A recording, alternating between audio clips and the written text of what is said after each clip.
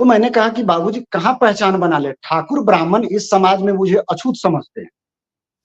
ठाकुर ब्राह्मण के साथ जब भी मैं कहीं इरादा रखता हूँ या फिर अपनी एक प्रबल इच्छा जागृत करता हूँ कि काश मुझे ठाकुर भैया, ब्राह्मण भैया मुझे अपने बाजू में बैठा ले, मेरे साथ चाय पी ले, भोज खातिरदारी में मेरे जो पंक्ति होती है ना खाने की, भोज खातिरदारी में, वहाँ मेरे साथ खा ले। ये बड़ी प्रबल इच्छा हुआ करती थी उस समय। चूँकि ठाकुर ब्राह्मण उस समय में खास करके मैं 1995, 96, 97, 98, 99, 2000 से लेकर के 2008, 9, 10 तक ये एक ऐसा समय का दौर चला, जिस दौर में मैं ये चाहता था कि काश ठाकुर जी, ब्राह्मण जी मेरे साथ प्रेम करे, मुझे इज्जत दे, मुझे तवज्जो दे, मुझे भाव दे। लेकिन ठाकुर ब्राह्मण ऐसा करने वाले नहीं थे उस समय। बाबूजी बोलते हैं कि तुम अपने आप में क्या हो? ठाकुर ब्राह्मण मान लेते हैं कि तुम्हें तवज्जो नहीं दे रहा है मधु, लेकिन तुम अपने आप को तवज्जो दे रहे हो या नहीं दे रहे हो? मैंने कहा कि मैं तो दे रहा हूँ। तो बाबूजी बोलते हैं कि जब तुम दे रहे हो तो तब तुम चोरी क्यों कर रहे हो? लूट क्यों रहे हो? ठगने का काम क्यों कर रहे हो? इसका मतलब ये हुआ कि मधु तुम अपने आप में ही संतुष्ट नहीं हो। तो बाबूजी से कहा कि बाबूजी हम जिस समाज में रहते हैं, उसी समाज में केवल पासी तो नहीं है, केवल चमार तो नहीं है, केवल मुसहर, नुनिया, धुनिया, ठाकुर, ब्राह्मण सब हम लोग सामाजिक प्राणी हैं और कहा जाता है कि हम सभी हिंदू हैं। तो हिंदू समाज में खास करके एक वर्ग को टारगेट किया जा रहा है और ये कथा सुनाई जा रही है कि शुद्ध पानी नहीं पीने देंगे, आपको मेरे चापाकल पर आकर पानी नहीं पीना है, आपको मेरे साथ नहीं बैठना है, आप थोड़ा दूर हो जाइए। इन सब समस्याओं को देखकर बाबूजी मैं स्तब्ध हो जाता हूँ, मैं बेचैन हो जाता हूँ। फिर मुझे कुछ नहीं सूझता कि मैं क्या करूँ? इसलिए उटपटांग रूप से मैं कुछ गलत करने लगता हूँ। लेकिन अपने आप को संतुलित करके समाज को एक सही दिशा निर्देश दे सकूँ, इसके लिए बताइए मैं क्या करूँ? समाज में तो घोर मतलब कि ये छुआ-छूत का दौर है। तो बाबूजी उस समय बोलते हैं कि बेटा तुम्हारा दिल भ्रमित हुआ है, शायद तुम अपने आप में नहीं हो। एक बार अपने भीतर प्रवेश करो और देखो। कहा जाता है पिताजी के श्रीमुख से कहा जाता है कि चंदन है इस देश की माटी, तपोभूमि हर ग्राम है, हर बाला देवी देवी की प्रतिमा, बच्चा अच्छा। बच्चा राम है।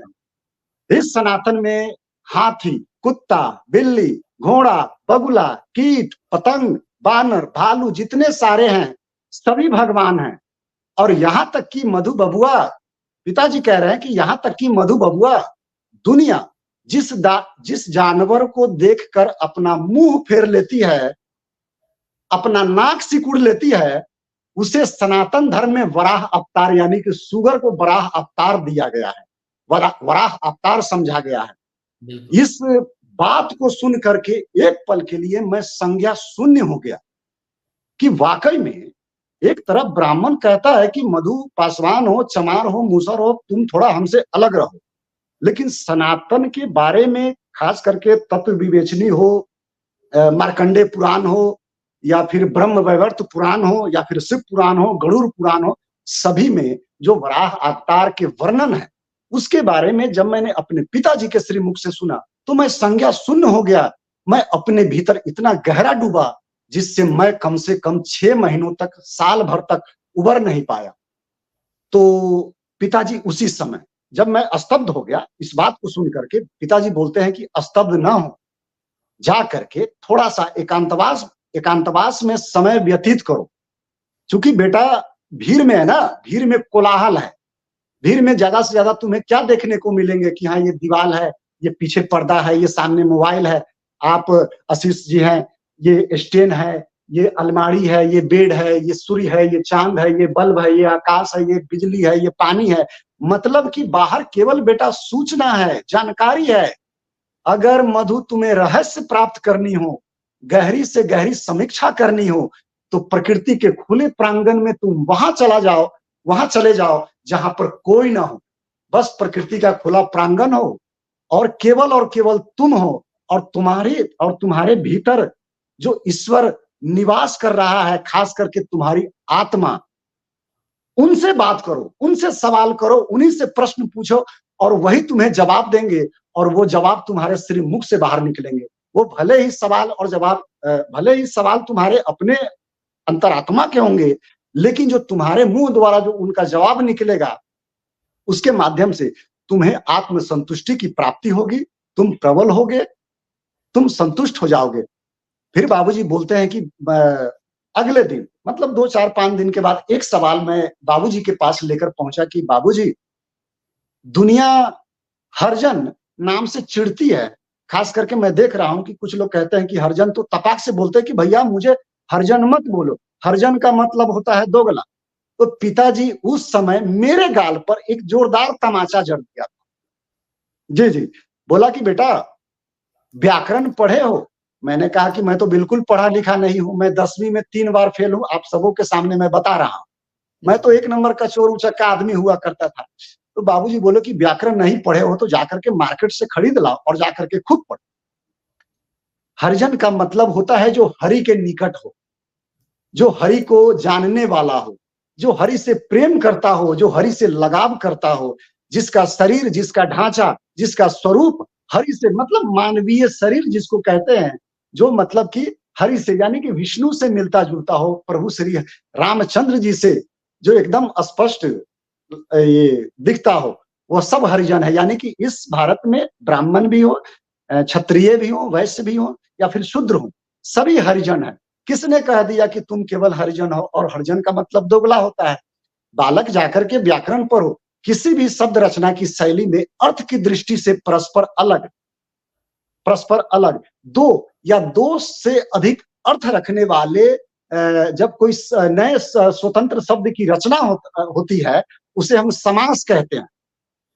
और समझिए ना कि समास में व्याकरण में समास का बड़ा महत्व है। मतलब संक्षेप करने की विधि, उपसर्गों के द्वारा शब्दों का निर्माण, प्रत्यय के द्वारा शब्दों का निर्माण और समास के द्वारा शब्दों का निर्माण। तो उस समय पिताजी जो पिताजी को कहना था उन्होंने मुझे कह दिया। फिर मैंने व्याकरण खरीद कर ले आया मार्केट से। लेकिन हम तो बिल्कुल पढ़े लिखे नहीं है, बस लिखना और पढ़ना भर जानते थे, लेकिन समीक्षा नहीं कर सकते थे। तो मैं एक-एक कलिष्ठ शब्द को, जितने सारे कलिष्ठ शब्द होते हैं, उनको मैंने चिन्हित किया और बारी-बारी से पिताजी के सामने बैठना मतलब मेरी जो पाठशाला है, वो उस समय से आरंभ हो गई। यूँ समझ लीजिए कि ब्रह्मांड में सबसे बड़े यूनिवर्सिटी के दौर से मैं गुजरा हूँ। मेरे सामने मेरे पिताजी थे, मैं था और मेरा एक-एक सारगर्भित सवाल उनके सामने था और वो अपने अंतर्मन से गहरी भाव को मतलब कि समझते हुए बारीकी से मुझे समझाते जा रहे हैं। फिर धीरे-धीरे थोड़ा-सा मेरा हिंदी मजबूत हुआ, मैं बोलने के काबिल हुआ। हिंदी का थोड़ा 1-2 किताब, 4 किताब मैं पढ़ने लगा। इसी प्रकार से तब मुझे समझ में आया कि सनातन क्या चीज़ है। अरे! इस ज़माने में बंधु लोग कहते हैं कि प्रभु श्री कि महिला को खास करके बाबा साहब मेरे एक ज़माने में एक मित्र थे, जिसका नाम था अरुण।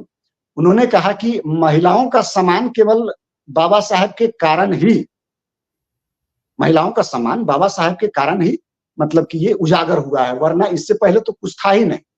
देख लीजिए ना, पाँचों पांडव की जो पत्नी है, जो भार्या है, वो पांचाली है। ये सवाल मैं बाबूजी के पास लेकर गया कि बाबूजी, सनातन में आप कहते हैं कि महिलाओं का बड़ा सम्मान है। फिर एक नारी 5 पति को अपना पति कैसे मान सकती है? बाबूजी उस समय भी मेरे गाल पर एक जोड़ का तमाचा फिर मार दिए कि अरे बालक, जी, जी, अरे बालक, सनातन में बहुत सारे झोल जो इस समय तुम्हें दिखाई दे रहे हैं, वो सभी ब्रिटिश काल में घुसेड़े गए हैं जबरन।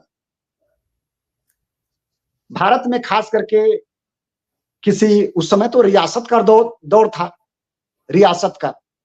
तो रियासत में जो राजा की पुत्री होती थी, खास करके जिन्हें हम राजकुमारी कहते हैं, उस राजकुमारी का नामकरण उस राज्य के मतलब उस रियासत से जोड़ दिया जाता था।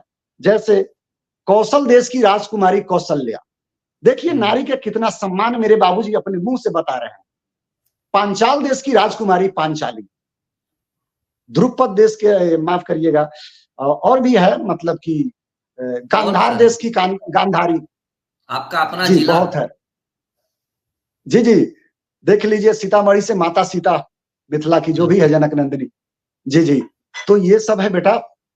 बाबूजी कह रहे हैं कि ये सब देख लो कि नारी के सम्मान में सनातन ने क्या नहीं किया, अपने रियासत के नाम से अपनी पुत्री को पहचान दिया। अब उन्होंने बताया कि महाभारत तुम गौर से देखो तो उसमें राजा ध्रुपद स्वयंवर की एक रचना करते हैं, जहां पर भारतवर्ष के तमाम राजाओं को, तमाम राजकुमारों को वो आमंत्रित करते हैं कि आइए, ध्रुपद नरेश के इस दरबार में स्वयंवर का आयोजन किया गया है और पांचाल देश की जितनी सारी कन्या है वो अपने इच्छा से वर का चयन करेगी, यानी कि स्वयंवर मतलब अपने इच्छा से वर का चयन कर लेना। तो उस समय बेटा मधु पांचाली द्रौपदी जो है वो जो है युधिष्ठिर के गले में वरमाला पहना रही है। उनकी एक बार की इच्छा हुई थी प्रभु श्री हरि योग योगेश्वर श्री कृष्ण से कि भैया, पांचाली कृष्ण को भैया बोल रही है कि भैया मुझे एक ऐसा पति चाहिए जो धर्म में निपुण हो, सुंदर हो, सुशील हो, बलशाली हो और धनुष चलाने में माहिर हो। तो भगवान श्री हरि कृष्ण कह रहे हैं कि बहना ये जितने सारे तुम गुण बता रही हो, ये गुण तुम्हें एक मनुष्य में कदापि नहीं मिलने वाला है, लेकिन मेरे मन में एक सुझाव है, चाहो तो मैं बता देता हूं। तो भगवान श्री हरि कृष्ण पांचाली को बता रहे हैं कि एक मनुष्य है जिसमें कमोबेश ये सारे गुण मौजूद है और वो है ज्येष्ठ कुंती पुत्र धर्मराज युधिष्ठिर। तो पंचाल देश के उस स्वयंवर में भरी सभा में पांचाली ने केवल धर्मराज युधिष्ठिर को अपना पति मान करके वरमाला पहनाया था। और जो महाभारत में मधु तुम देख रहे हो, जो कंपटीशन बताया गया है कि अर्जुन मत्स्य भेदन कर रहे हैं उसकी चक्षु में, उसके आंख में, ये सब नाटक है, हिंदुओं को दिग्भ्रमित करने के लिए है। हिंदुस्तान के साथ भारी छेड़छाड़ हुआ है, हमें आपस में तोड़ने के लिए न जाने ब्रिटिश हुकूमत में किस तरह के हथकंडे अपनाए गए हैं। इन सब चीजों से मधु बचकर रहो, इन सब चीजों से बचकर रहो। यहाँ पर मैं तो आपको इस थोड़ा सा